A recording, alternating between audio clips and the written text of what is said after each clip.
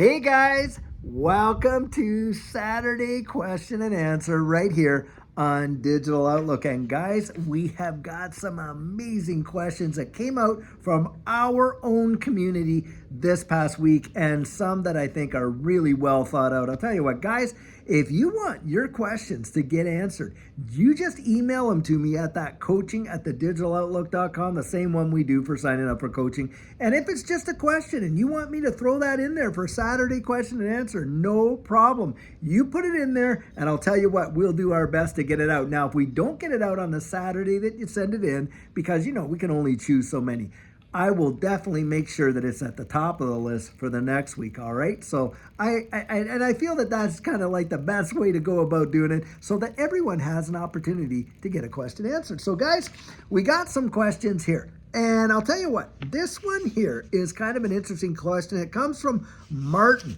Now, hey, I'm not going to give out people's last names and things like that, obviously, for the, just their own privacy and stuff like that. But hey, here's the question right here. And he's writing there, and he says, and it's more like something that was thrown out there that he wants me to address. And he says, hello, David. Love your channel. Keep up the great work. And boy, guys, I'll tell you what, you make this channel the best community in all of crypto. Judy and I genuinely believe that. You're an amazing community. Can't wait to connect with a whole whack of you over there at XRP Vegas. And guys, I'm going to be plugging XRP Vegas because I think this space, when we went there, it was like a family reunion. Amazing. So if you get to go, hey, we're going to be out there and making ourselves available to this whole community. And by the way, if you ever did see us out and about, Judy or I or whatever, we do not mind for people to come up and say, hey, David, hey, Judy, saw you there, da-da-da-da-da. We open that up. We're welcome that. And we really love it when it happens. Anyway, okay. He says, hello, David. Love the channel. Keep up the good work. I just got this message sent to me from someone that gave me some concerns. Can you counter this, or this is true? And what they're really, and this guy is coming from Holland. This is Martin from Holland. And what they're really talking about here is about whether or not, XRP, whether or not the banks are going to be utilizing XRP. And he's throwing out there a screenshot of Ripple where they're talking about the future of money is digital and central bank digital currencies. Well, the thing is this. What we're really dealing with when we're dealing with the XRP ledger and what Ripple does with, developing central bank digital currencies, what we're talking about there are private ledgers. Now, guys, David Schwartz addressed the concern that perhaps, hey, XRP on private ledgers is being sold for different prices than XRP on the public ledger, and that is absolutely a false narrative. It's not true. What private ledgers are, guys, when it especially irrelevant to central bank digital currencies, the absolute, the native asset of those private ledgers is not XRP. Think about that. It is the central bank digital currency for, that central bank, like in the United States, the Federal Reserve or the Bank of England or whatever is utilizing the private ledger for that. Now, does that mean XRP is not going to have any use? Absolutely not. Do you know why? It is the bridge asset between the various central bank digital currencies. And if you go and you really dig deep into Ripple's own website, there's a video out there where they're literally showing how central bank digital currencies can work and how XRP is the absolute bridge asset between those various CBDCs. And that's how it works. So no fear to think that, hey, XRP is never going to be used by banks. That kind of FUD has been out there for probably the last 2.5, 3 years. I've heard it all before. It's been completely debunked, of course, by David Schwartz and others people who absolutely developed the XRP ledger and are in the process of, working through these private central bank digital currency ledgers, which are based off of the XRP ledger. And there's your answer. It is right there. And think about it in this capacity. Here you have Ripple as a company. And do you realize there are only 2 digital asset firms that are a part of the governing council for the ISO 222 messaging standard? And one of them happens to be Ripple. The other one, guys, is Stellar. And this is the deal. XRP and XLM are absolutely compliant with this new standard and how it's going to cause money to flow around the wide world. Now that's a big one. And Martin, I sure hope you get to see this and hear your question getting answered. Martin from Holland over there. Now, next question that's coming out. Now, let me just see this. Okay. And this is coming from Dan. Now, Dan's been a supporter of the channel for a very long, long time. And he says, hey, David, Happy New Year. And again, keep up the great work. I'm really loving that. Thank you so much, guys. Wanted to send a quick note on a couple of ideas. And he says, possible question for your podcast. Because of the utility of XRP, can a future ETF for XRP leverage the purchase of XRP reserves as a functional tool for digitizing their assets and or for liquidity? Can they have their cake paid for by fund investors and eat it too? Now, that is a big mouthful of a question because it all falls back on the understanding of the difference between various exchange-traded funds. Now, there are exchange-traded funds that are futures, aren't they? And there is no requirement, by the way, with an ETF based on futures that requires them to absolutely hold the underlying asset. It's not there. So for sure, you might see, the price being fluctuated by this paper, market out there based on the futures. Absolutely. Now, a spot ETF, which of course is right there in the news, big time for Bitcoin right now. And we heard that whole fraudulent one with BlackRock over the spot ETF for XRP. But guys, I'm telling you what, I absolutely believe a spot ETF for XRP is definitely on the cards somewhere in the future. But needless to say, with spot ETFs, what happens? Oop, I lost my papers there. Got to reach down here. Oh, sorry. Okay, got them. Okay, with a spot ETF, what goes on? Well, with a spot ETF, there is a requirement to hold the underlying asset. You're absolutely required to do that. And so there's where you could see, we get spot ETFs in this space. You're talking about, hey, they have to go out and they have to purchase these assets. Now, with Bitcoin, for sure, we know that there is a limited supply. There's not new Bitcoin being created in the capacity of the maximum of, obviously, there is Bitcoin being created right now because we haven't reached out the full 21 million or anything like that. And of course, the Bitcoin halvings is all about that, isn't it? Because the reward where the miners absolutely are creating the Bitcoin gets cut in half, and less Bitcoin are being produced as we get closer and closer to the maturity date, which most of us aren't even going to be alive for, because I believe, it totally matures in something like, 2100 or something like that. I forget exactly, but way beyond our lifespans. But needless to say, hey, there is a limited supply. Now, that is the same for XRP. Now, XRP was pre-mined, as they say. All of it at one time created the 100 billion XRP that are out there. That is all there is ever going to be. Now, I know there's FUD out there saying, oh, well, Ripple could just create more XRP. Guys, that is absolute hogwash. No, they can't. And no, they won't. And in fact, what could happen based on the community, the consensus of all the validating nodes, hey, a decision can be made in the future. And David Schwartz has definitely talked about this. It's not in Ripple's hands to decide this. It's in the community of validators to decide this, that they might end up burning a bunch of XRP. Remember XLM? XLM started off as well with 100 billion tokens. You know what? A decision was made where they burned half the supply and dropped it down to 50 billion. So that could happen, but there won't be any more created. Now, in that capacity, yes, that asset and the demand for it with, do you think there's only going to be one Bitcoin ETF? No, we know there's multiple out there. Do you think there was only going to be one XRP ETF? I don't believe so either. I think there'll be multiples. And guys, those ETFs, spot ETFs, are going to be needing to buy up the asset because they're required to hold the underlying asset in order to be a spot ETF. So I think that throws it out there. Now, futures, yes, there could be leverage, the paper market, like they've done with the gold market and all that kind of stuff. It can be like that, but not so much the spot ETFs. Great question, Dan. I'm glad you threw that out there. All right, so let's see. Here's another one. Now, this one is coming from Jeremy. And he says, hey, Dave, still loving your videos, especially Hey the Sugar on Sunday, and I appreciate that.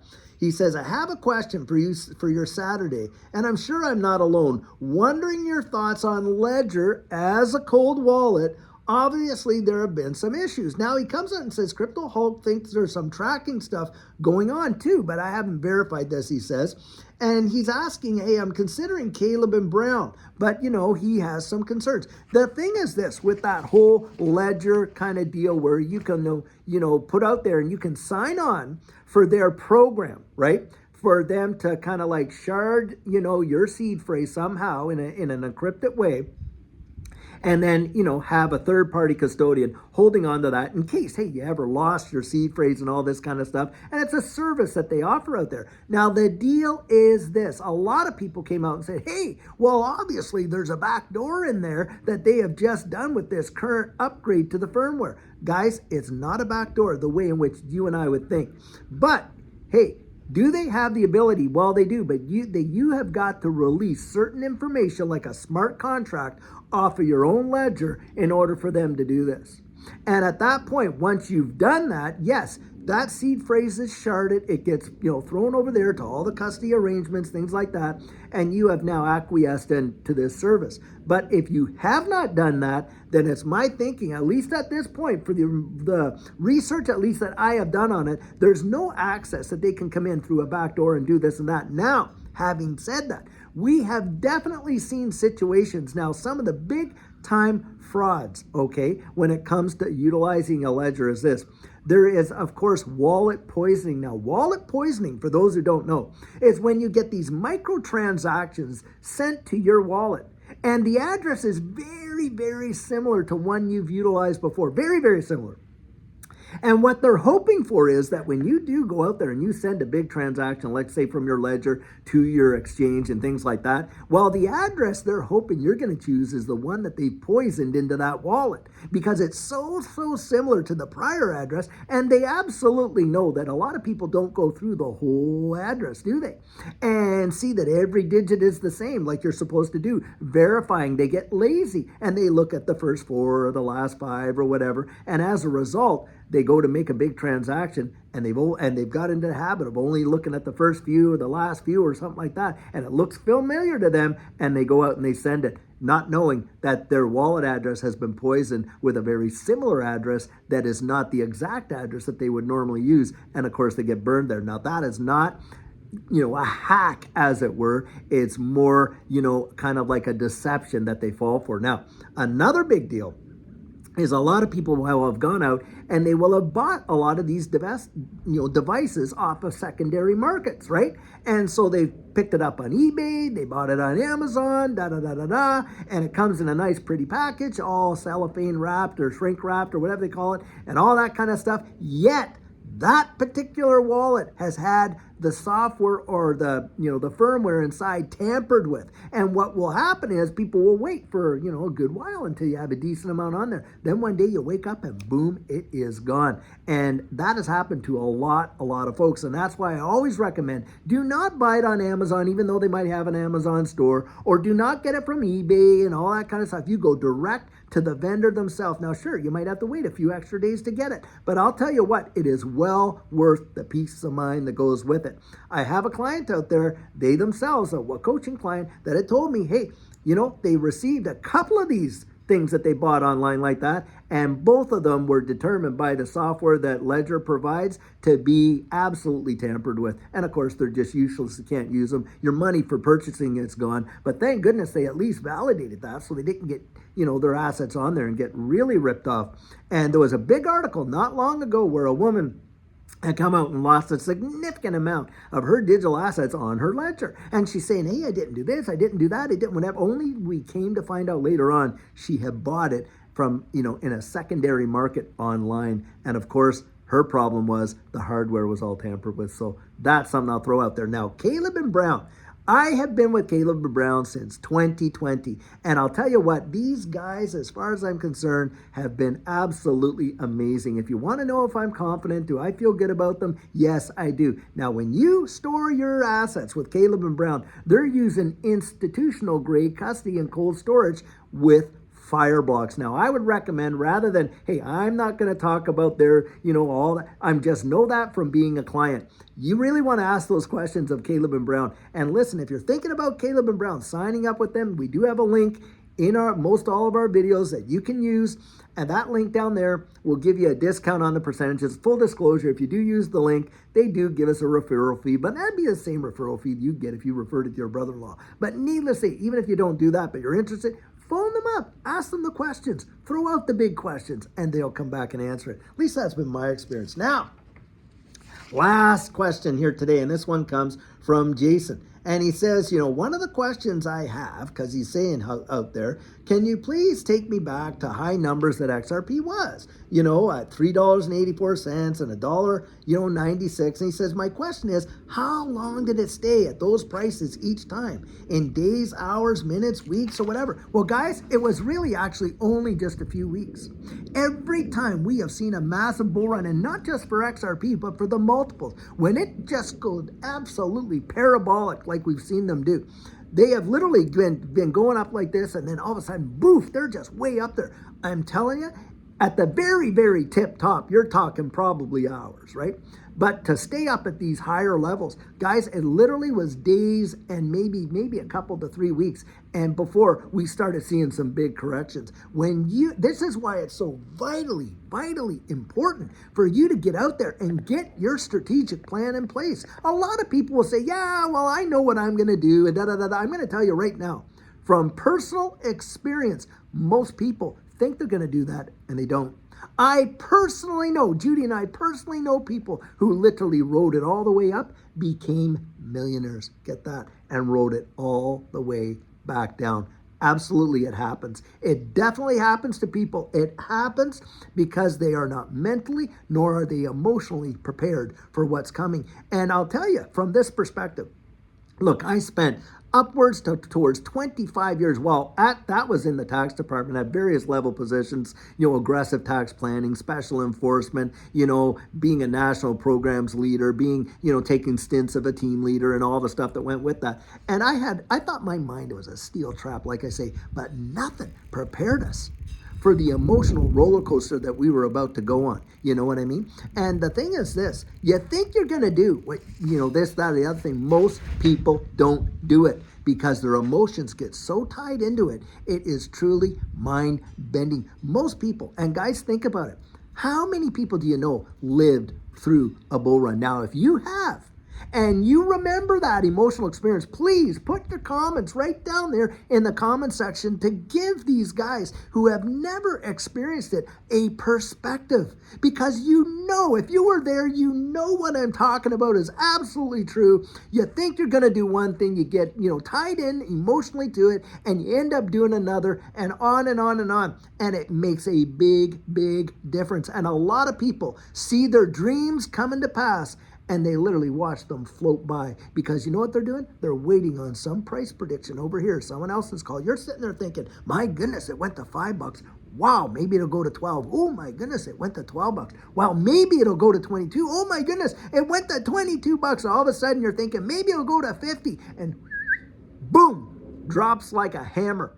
And I'll tell you what, now, a lot of people will say, hey, if we get a real utility bull run, then it's going to level out. It's going to level out. We're not going to see the big dips like we've seen. And I believe that day is coming. Now, I don't know for sure if it's going to be like it was, but I will say this from this perspective.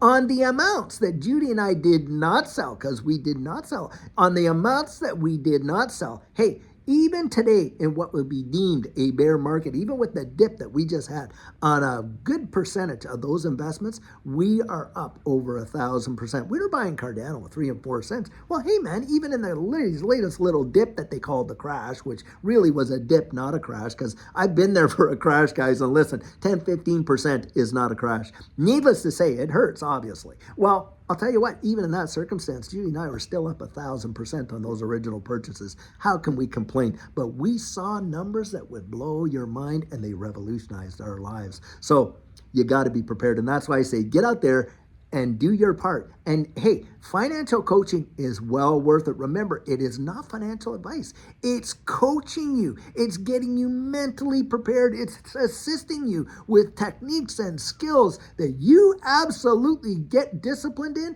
and it has the ability to provide you with what you need to see the success that you want to see. Now, that's why I'm out there. Judy and I are doing that coaching. And by the way, guys, we're going to see some changes coming up here with the coaching, probably into February there. And it's going to be a lot more streamlined to absolutely go out there and sign up for it and this and this and that. We're doing a website redesign and a whole bunch of stuff is happening in the background that we haven't been able to come out and really talk about yet, but it is happening. We're going to be changing our format in a way that becomes way more sophisticated for this space. We really appreciate you guys. We want to give you the very best that we can, and we're going to kick it up a few notches here so that we can do that. But anyway, that's things that are coming anyway that are in the back burner there, but I think it's going to be a real blessing to you guys. And hopefully by the time or before we have 30,000 subscribers and we can do our live streams. Remember, guys, we only do a live stream whenever we get about 5,000 subscribers because we want to